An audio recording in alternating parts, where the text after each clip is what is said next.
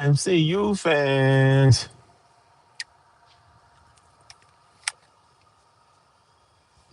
Armand back again. Want to follow up from yesterday's spoiler talk real quick. I didn't. This time I got the thumbnail and everything done ahead of time so that anybody coming into the stream would know off rip that it was spoilers. So if you haven't seen it yet and my stream, my internet just switched over. If you haven't seen Spider-Man Brand New Day yet, and you want to get out, because I'm gonna go full spoilery, full spoilers, just like with yesterday. But this time I'm trying to give you the warning, and I got it on everything. So if you click on it, you kind of know what you're getting into. So, with that said, I had a few people join the stream yesterday, was asking questions. I did want to take this time to clarify. I'm not gonna be on very long. I just wanted to take this time to clarify some things from what I said yesterday about Spider-Man Brand New Day. First thing, I gave it a 9 out of 10, but I prefaced it by saying that I always have recency bias when I first go to these movies. I always kind of get caught up in the hype of it all. I tend to scale a little higher. Now, with that said, I do still believe that this is the best MCU Spider-Man that they have done. Now, that's not including the Tom Holland or Andrew Garfield ones. I still think that the original, not Tom Holland, excuse me, Tobey Maguire, I think his first, at least the second one is better than this one. Essentially the first one as well. It's hard to beat those. Those are classics. So it's really hard to top those. Those are the ones you grew up with and everything. But with this one, there's certain elements of it that they did that just have not been done, and it's very hard to blow away an audience who knows what to expect. So kudos to the team for pulling that off. Now, with that said, I had a few problems with the film, and I decided that if I was going to give it a score, I probably need to have some sort of ranking how I came up. Yesterday, I said 9 out of 10. Today, I'm kind of changing it to more of an 8, 8.5. And the reason why is because I had 3 or 4 issues with what they were doing, they were trying to pull off with the story. And that is that is due to, okay, let me just, oh, all right, I know I was gonna lose it. Let me just say exactly what the issues were. Okay. First issue I have with Spider-Man Brand New Day is the villain. Okay. I don't know. As an X-Men fan, I'm an X-Men fan before I'm a Spider-Man fan. As an X-Men fan, I don't know how I feel about Jean Grey being the villain in this film, because some of the things that she did in this film was very villainously or villainly, and that has typically not have that's not her character. Like, out of all the X-Men you could have used for this film to make a villain, I think it's an interesting choice that they chose Jean Grey. And that gives me pause for the reboot for the X-Men, because we have been waiting for Marvel Studios to get their hands on X-Men so that they could be done right. That's been like a big thing for most X-Men fans. And if this new Jean Grey is the template for how our new X-Men are going to be, I am worried. I'm concerned. I'm very worried that we are not going to get X, because honestly, this character in Spider-Man Brand New Day is Jean Grey in name only. It's like she doesn't really have a lot of the personality traits that the typical dream Jean Grey would have. And I get what a lot of people are saying. Like, you want something different, you want something new. That's the reason why they're doing this. I get it. I get it. But it does cause pause for concern, because it was really Jean Grey in name only, y'all. Like, some of the stuff she did in this film is, Jean Grey is usually the X-Man that is talking people down. And I tell you, if they follow this template, you're going to have a hell of a time talking anybody down when the person who talks most of the other team members down is the one that has to be talked down.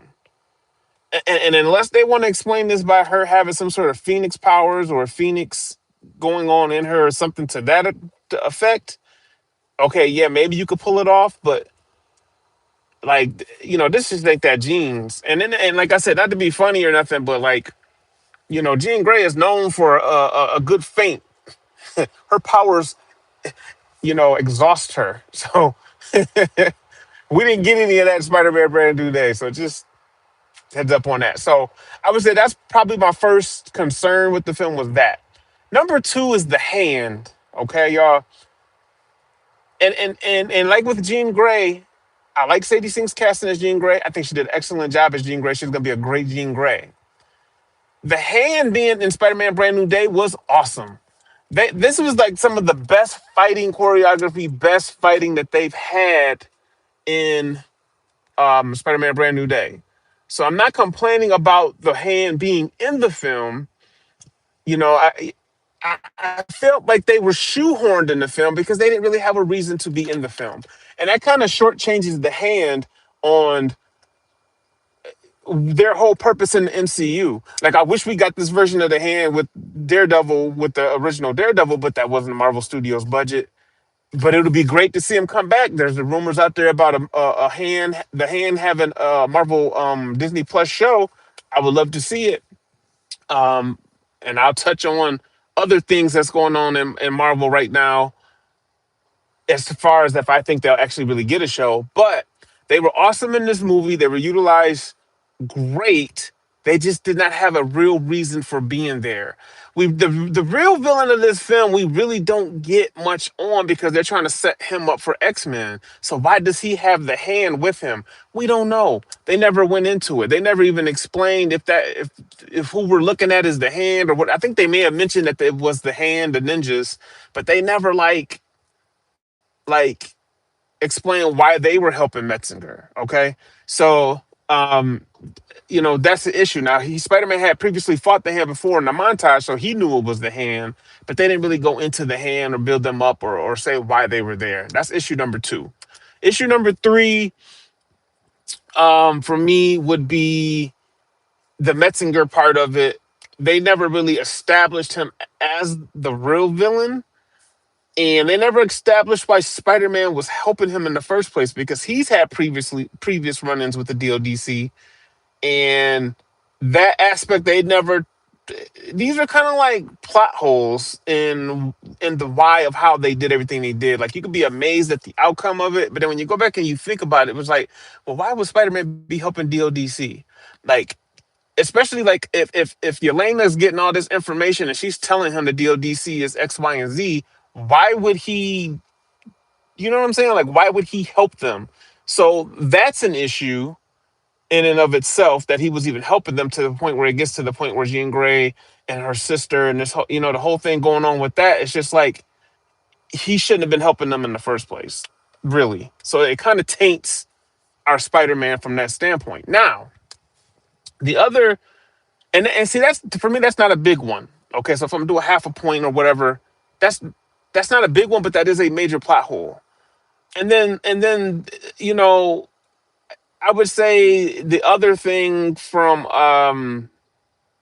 the other issue with the film and everything is just like, and this is for me personally, I would have, since they did it the way they did it, I would have like to have gotten more Tombstone, or like what he did or what Spidey was doing exactly to gear him down. How maybe him and the Punisher had that run in that they referenced to. If that had something to do with Tombstone, if that had something to do with Kingpin, the whole boomerang and tarantula aspect of it, I would have gotten a little bit more explanation, kind of like how they did with Scorpion. So just a little bit, not a lot. I kind of felt like they skimped us on that aspect of it for it to be so much in the marketing. So that's why for me, yesterday it was a 9 out of 10 because I'm just thinking about all the great stuff I had just seen, and then when I kind of thought about it, how we got to those points, I would probably knock it down to an 8 out of 10, maybe an 8.5 out of 10, because some of those I'm kind of nitpicking on like different things that they could have done better. So for me, it's like an 8 or 8.5. Again, I need to see the film again to really be able to dive into what I want to settle on. But right now, as of today, I say like an 8 or 8.5 out of 10.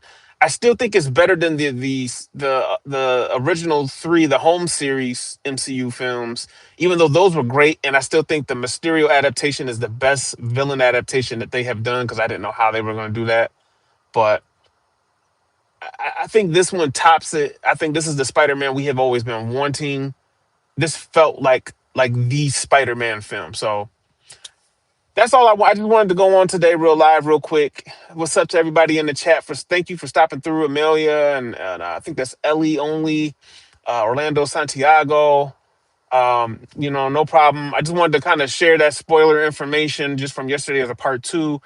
If you go out and check out the film, man, I'll probably go again live, maybe this weekend, but probably not, maybe next week, and just, talk about it. I would like to do some more stuff on it. My schedule's kind of chaotic right now, but I do have some thoughts on a lot of things that's going on with Marvel and with San Diego Comic Con just ending and now this. There's a lot to discuss. There's a lot to discuss. So, Chris Osborne going into the movie to see it today. Have fun, enjoy it. It is 2.5 hours. It does feel kind of like 2.5 hours, but it's good. Like the scenes with Zendaya and Tom Holland, they all work. I know I was alluding yesterday that they were throwing their weight around, but it was for the betterment of the film. I didn't mean that in a negative way. Like Punisher being in the film is a positive. Hulk being in the film is a positive. Zendaya and Jacob Batalon's scenes with Tom are a positive. They really, really glue this movie together. And I think it was really a good movie. Like I said, I gotta go see it again. So I'm gonna get out of here, man. Until next time, till tomorrow, or till when next time I see you guys.